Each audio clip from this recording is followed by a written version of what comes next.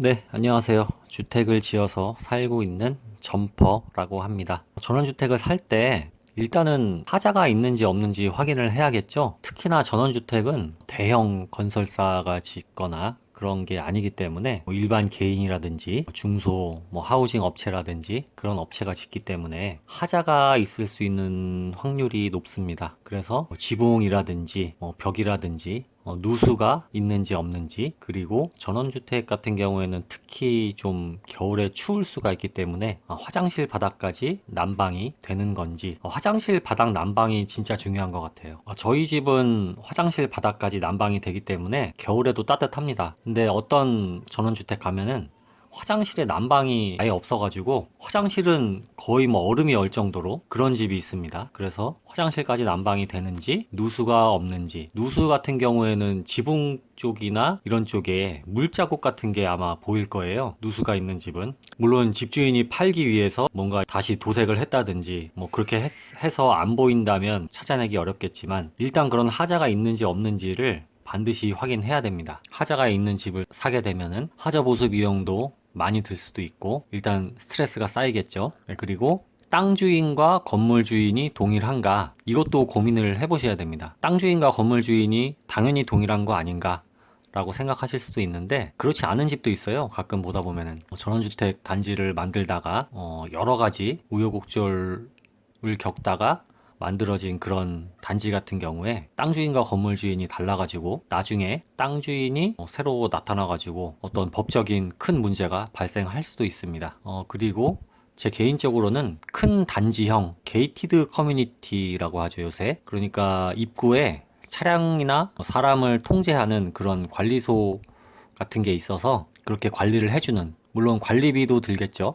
그런 게이티드 커뮤니티를 추천하는데, 그 추천하는 이유는 일단 아무래도 일반적인 단독주택 단지, 전원주택 단지 이런 데는 좀 보안이나 이런 게 좀 취약합니다. 그리고 아무나 막 왔다 갔다 하고 막 그 길에 차도 세우고 근처에 막 쓰레기도 갖다 버리고 그런 상황들이 발생할 수 있기 때문에 요새 게이티드 커뮤니티 형식으로 단지를 구성해서 판매하는 그런 곳이 있거든요. 그런 데를 일단 추천을 하고, 그리고 주차장이 최소 2대 이상, 3대, 4대면 더 좋겠죠. 요새 차가 세대당 2대, 3대 이렇게 있는 집들도 많잖아요. 그래서 이 주차장이 부족하면은 옆집이랑 또 분쟁이 될 수도 있고, 또 본인부터 일단 불편하고, 그리고 친구들이나 또 놀러 올 수도 있잖아요. 그러면은 또 그것도 불편하고. 그래서 주차는 중요합니다. 요새 신축을 할 때도 주차장이 또 중요하거든요. 주차장을 몇 대 이상 확보를 해야 건물을 신축 허가를 내주고 이런 식입니다.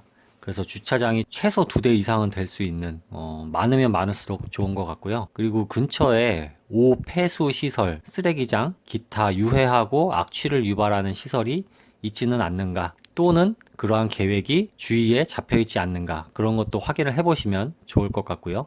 요새 그런 정보는 되게 많잖아요. 인터넷을 찾아본다든지 아니면 구청이나 이런 데 물어봐도 되고요. 그래서 그런 거를 잘 알아보셔야 되겠고, 그리고 특이하게 집과 연결되는 현황 도로 있잖아요. 눈으로 보기에는 그냥 내 집 앞으로 연결되는 도로인데, 사실 그 도로가 개인 사유지인 그런 추후에 문제 소지가 있는 단지나 그런 부지들도 있어요. 그래서 나중에 그 도로의 주인이 바뀌게 되면은 문제가 생길 수도 있고, 뉴스를 보면 가끔 도로 주인이 바뀌어가지고 그 새로운 도로 주인이 그 도로 자체에 펜스를 쳐버려가지고 주민들이 이동하지 못하게 하는 경우도 있습니다. 엄청 답답하겠죠. 소송하네, 어쩌네, 경찰 불러도 개인 사인 간의 민사적인 문제니까 참견할 수 없다, 이렇게 하고 가버리고 엄청나게 문제가 될 수 있으니까, 그런 거는 관할 관청이나 이런 곳에 확인을 해보고 정확한 사실관계를 확인을 한 다음에 계약을 하셔도 늦지 않을 것 같습니다. 그리고 그 동네에 특별한 분쟁이 있지는 않는지, 특히 옆집 사람이 어떤 사람인지가 중요하겠죠. 그래서